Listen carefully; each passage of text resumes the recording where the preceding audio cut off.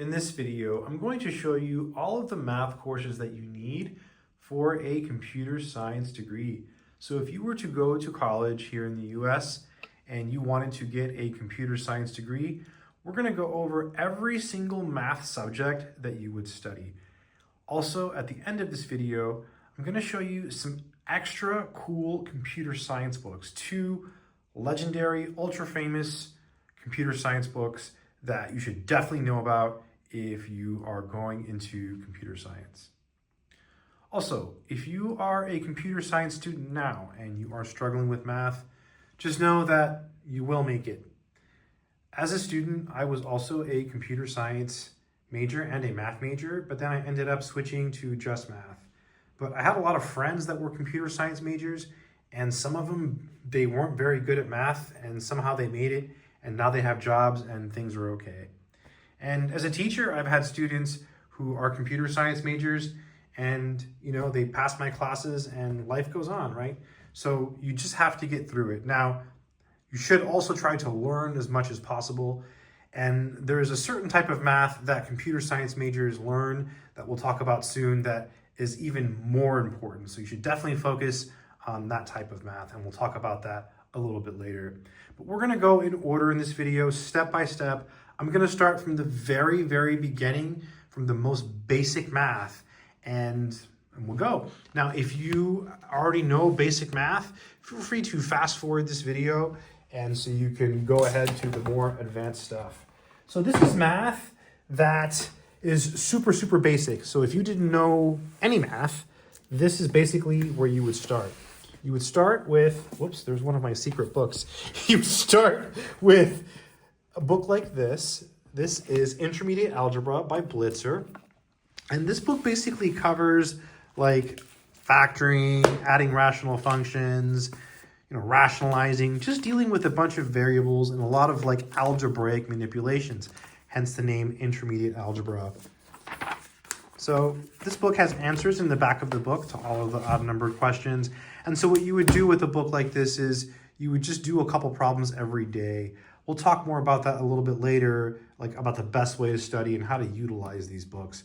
By the way, I'll also leave links in the description to all of these books in case you want to pick some up for self-study.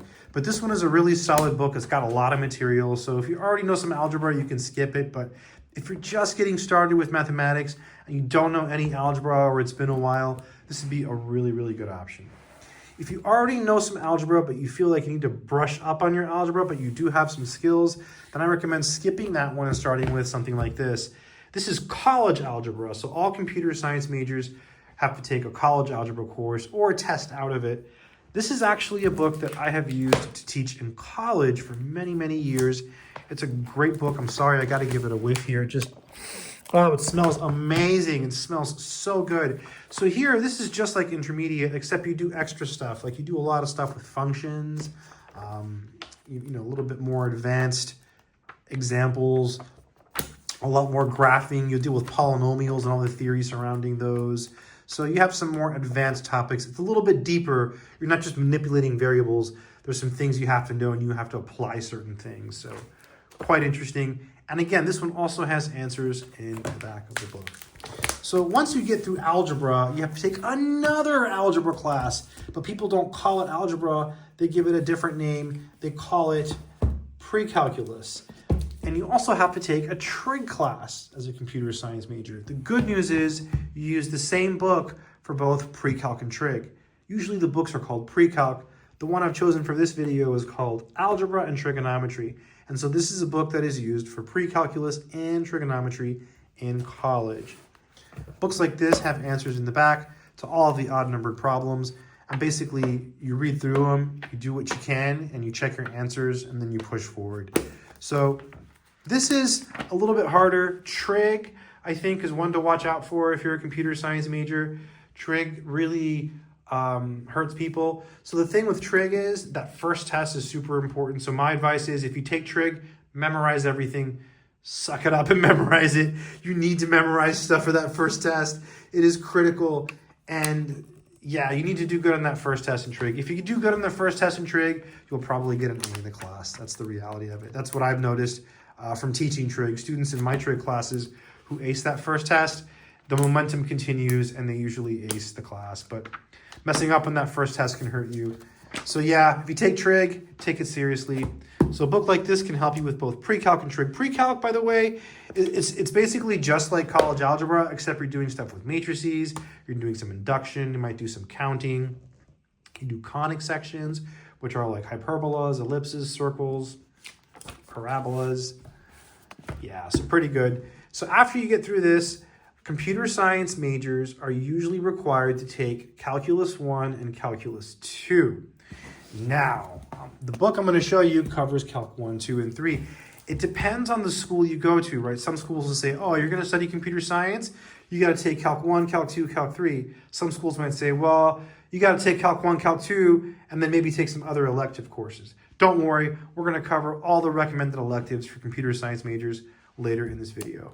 So this is a book that covers Calc 1, 2, 3, and I picked this one because this is the Stewart book. This is the most famous calculus book in the world. It's the most popular book. James Stewart was a Canadian mathematician, and this is the book he wrote. I used a different version of this book when I took calculus. I used the early transcendentals version. I'm sorry, I have to smell it. It smells amazing. And I've used the Larson book to teach it in college. And I have a bunch of other ones too, but I picked this one because I just felt like, I don't know, I just thought if you're a computer science major, you should have the Stewart book. You know? I don't know, it's a solid book. It's got everything for Calc 1, 2, and 3. But remember, depending on your school, you might only need Calc 1 and 2. But since we're covering everything in this video, right, everything, I wanted to mention something that you can use for Calc 3 as well. All right, so now we're able to branch out, okay? We're able to branch out. So the next thing you could possibly have to take after Calc 3 or after Calc 2, and this again is going to depend on your school, okay, so let's go in order, would be differential equations. So differential equations might not be required for a computer science degree at your school, but at some schools, again, they'll require that Calc 3 and DE, which is differential equations. Differential equations is not too bad. After you get through Calc 2, it's pretty easy, comparatively speaking. I think Calc 2 is the hardest one. So honestly, the fact that you don't have to take Calc 3 and differential equations isn't really helping you that much. And so, I mean, you might as well take them, I think, if you can, because you'll learn some more math. And I mean, yeah, if you're interested, take them.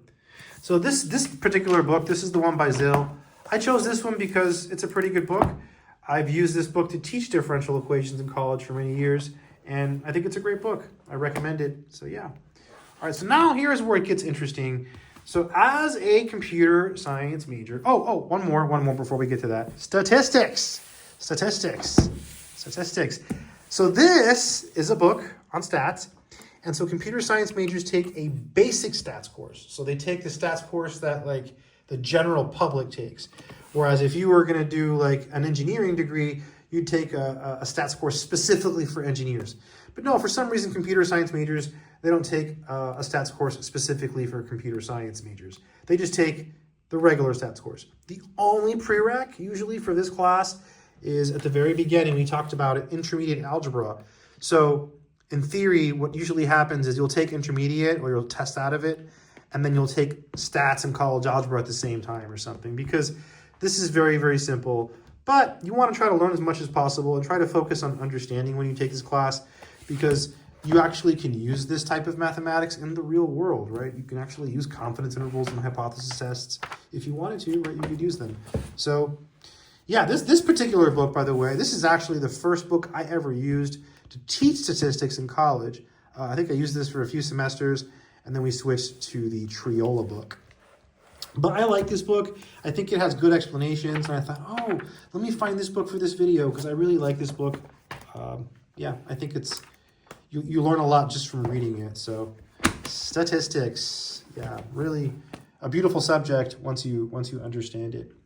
So there is a special subject, let's talk about it now, that computer science majors take, and it is called discrete mathematics.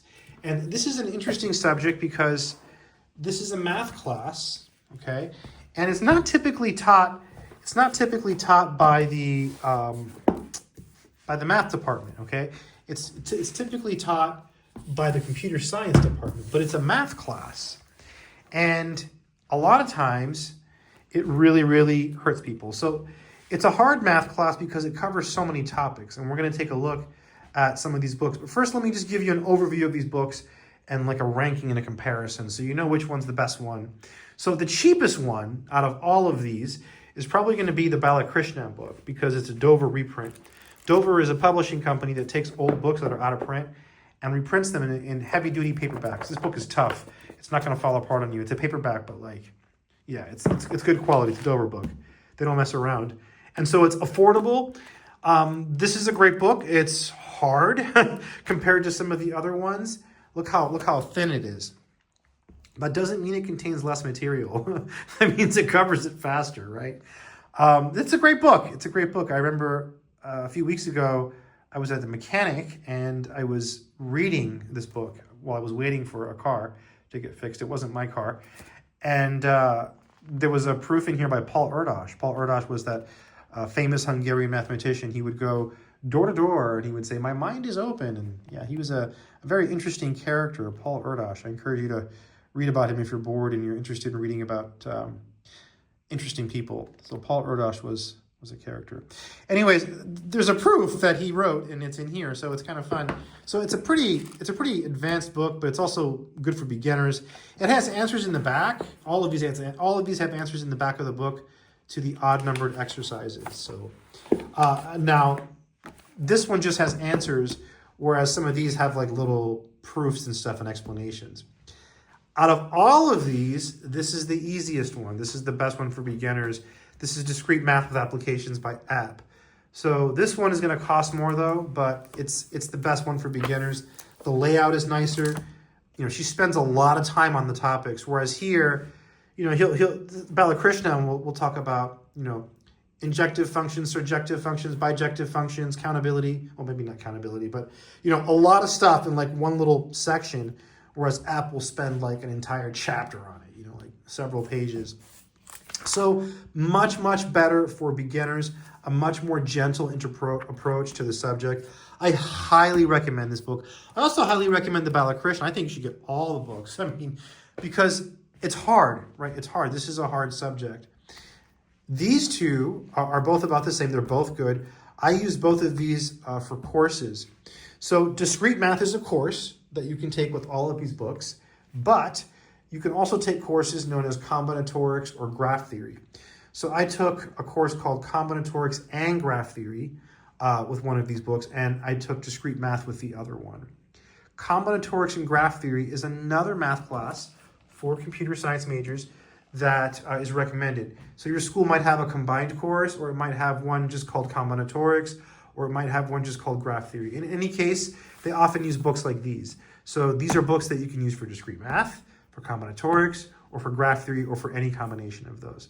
So excellent books. Same with this one. You can also use this for graph theory. Epp does have some chapters on graph theory in her book. So great books.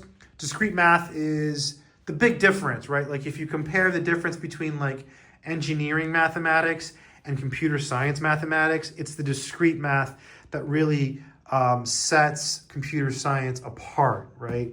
And that's what makes it so important. And we're going to look at some of these books in a minute. But first, let me just tell you that it's hard. And, you know, when I took this class, I took it because initially I went to college to study computer science, right? And I discovered mathematics. So then I was going to do both. So I ended up taking Discrete Math together with a proofwriting class. See, math majors don't take this, right? This is like one of the only math classes that is offered in universities that math majors don't take. It's like forbidden math for math majors. They don't take it. I had the opportunity to take it, and let me tell you, it helped me incredibly. So it's worth taking. I think it's a beautiful class. I had a great teacher for Discrete Math, so I was really, really fortunate. In any case, it's a hard class. And so what happened with me was I was transferring schools, and some of my friends or not friends, but people I worked with in the tutoring center were telling me how hard it was. They were telling me that if you take Discrete Math, the class starts with 300 people. After the second test, it's like half the class is gone. They've all quit. You know, you're down to 150 and then like only 50 pass. Well, guess what? I freaked out, right? So I worked so hard in this class, right? And it's true, after the second test, half the class was gone. I did end up with the highest grade in the class. And I know this because they displayed the summary statistics, and the maximum is one of those statistics. And I was the maximum, so I knew that was my grade. So pretty cool. That's my glory story. I had to brag about it. But in combinatorics and graph theory, which, again, same books, right? I got a B, right? I hated the graph theory. So if you're a computer science major, just know that, sometimes you'll love it, sometimes you hate it. By the way, in the graph theory class, most of the class was computer science majors, right? It was mostly CS majors. So very, very CS-like math here. Let's take a look here at the F book, just so you see some of the topics in discrete math, because it's worth seeing, because I think this is like the most important. We're still going to talk about some other math, and I'm still going to show you those other two really cool books. Starts with logic, more logic. That helps you with proofwriting. Perfect. Elementary number theory and methods of proof, right? It teaches you how to write proofs. Sequences and mathematical induction, set theory and counting, functions, recursion, big O notation, algorithms, relations, graphs and trees, properties of real numbers, and you have solutions and hints to selected exercises. So to see the layout, it's just really nice, and like she spends a lot of time on stuff. There's a lot of examples. It's just a really comfortable pace. It's like very, very geared towards beginners. Whereas Balakrishnan, I mean, he just blows through stuff, right? So he does not mess around. And these books, these are good. I think these are harder. These are harder than this one. But these are a little bit harder. I think they're harder. Yeah. So that's discrete math. There is another subject, by the way, that is highly recommended. Like, let's say you want to get a math minor, or it might even be required at your school, and that is linear algebra. And so the reason I chose this particular book is because I think that this is probably the best book that you can buy that's affordable. And it's very modern in the sense that, it doesn't matter what school you go to in the US. If you take linear algebra, the topics in this book are going to be very, very similar to the topics in your class. Some of the homework questions in the book here might be test questions. So it's that, I got to smell it, sorry. It smells amazing. It's that relevant today. So even though this is an old edition, it's also a computational book in the sense that this is used for computational based linear algebra classes. So how it works is there's usually two types of linear algebra classes at most schools. There's a computational linear algebra and there's a proof-based linear algebra. So computer science majors usually have to take, or it's highly encouraged, or it's an elective, computational-based linear algebra class. So highly recommend that you pick up this book or a linear algebra book because it will help you. And yeah, it's one of those things. All right, so what is the best way to actually get good at this mathematics? So my advice would be to create time in your day rather than take away time from other things that you're doing. So what I mean by that is if you decide to, let's say, study every afternoon, that's going to take time away from other things you're doing. So my advice is to create extra time by getting up extra early. For example, let's say that every morning you normally get up at 7 a.m. and start your day. Well, instead of getting up at 7 a.m., get up at 6 a.m., get up an hour early, do your thing, have coffee, whatever it is you normally do, right? Psych yourself up, and then you pick up a book like Balakrishnan, and then you just try to do at least one problem, right? Read what you can, grind through it, and you're gonna get a lot from that experience. Your mind is fresh, it's early, and at least you're trying, and over time, right, those little small study sessions are gonna turn into an epic amount of knowledge. And you don't have to do the same thing every day. One day you can do discrete math, the next day you can do some stats, you can mix it up. Some days you can do both, right? You have fun with it, and I think that's the best way to do it. Now, I promised I would show you two really cool books, so let me just show you. So these are classic computer science books from my collection. So the first one I want to show you is this one. This is called The Structure and Interpretation of Computer Programs, also known as the Wizard book. So this copy, I'm going to be careful with it. This is actually signed, belong to this person here, and it's signed by the author. See? Pretty cool, right? First edition. And here's the topics. So this uses Lisp, but it's still a worthy book and still worth checking out and looking into. I'm gonna give it a whiff here. Plus it has a cool cover. Plus there are videos on YouTube. They are free. You can search YouTube, search for this, and you'll find videos from the authors of the book. They have lectures, so you can follow the lectures and learn with this book. Pretty cool, right? So yeah, famous book. It's called The Wizard Book. So yeah, pretty cool. And this is a book. This is called The C Programming Language. This is the book on the C programming language. This is the one written by the creators of the language. It's the first book. I've read the entire book. I used this together with another C programming book to learn. This one was harder. And I did feel like, even though this is a great book and I'm not putting it down, I got more from the other book and from using Steve Summit's FAQ on the C programming language. I used those two things to learn C. And then I kind of used this one as a supplement. But I went through the whole book. This has some really hard examples. But when you're getting started, I mean, the hardest thing is getting started, right? It even says it here in the book. Yeah, it says it somewhere here in the book. You know, everything else is comparatively easy after getting started, right? Once you get started, you get going. Once you know how to compile a program, then it's just a matter of, to keep going. But getting started oftentimes is the hard part. But this is a great book. It's a classic. I feel like every computer science major should have these two classic books. Anyways, that's math for computer science. I think we touched on everything, right? You start with intermediate, then you go up to college algebra, you do pre-calc trig, you do calc 1 and 2. Sometimes you need calc 3 and differential equations, do some linear algebra, do some stats. I don't think I'm missing anything there, but yeah, discrete math, that's the key, right? A lot of discrete math. You do also more discrete math, by the way. Like if you do a computer science degree, you'll take 2 courses on discrete math, but I wanted to include the ones that you would typically see at the beginning. A lot of times that second course in discrete math, again, it's not taught by the math department. So yeah. Anyways, I hope it's been helpful. And if you're a computer science major, good luck to you. Take care. Oh, before I forget, I have courses. If you're still here with me, if you didn't click X, I do have math courses. I don't have a discrete math course, but I do have other math courses, algebra, trig, calc 1, calc 2, calc 3. I have a couple of variations of those. They just have different videos. I have a differential equations course. I have 2 versions of those, again, with different videos. I've got some courses that do have some proof writing, and I have a stats course, but that does require some software that you have to buy, and abstract algebra and advanced calculus. And then I have some very specific courses on calculus topics. So I have a bunch of courses. They're on Udemy. If you want to check them out, use the links from the description of this video or from my website, mathsorcerer.com. Anyways, take care. Good luck.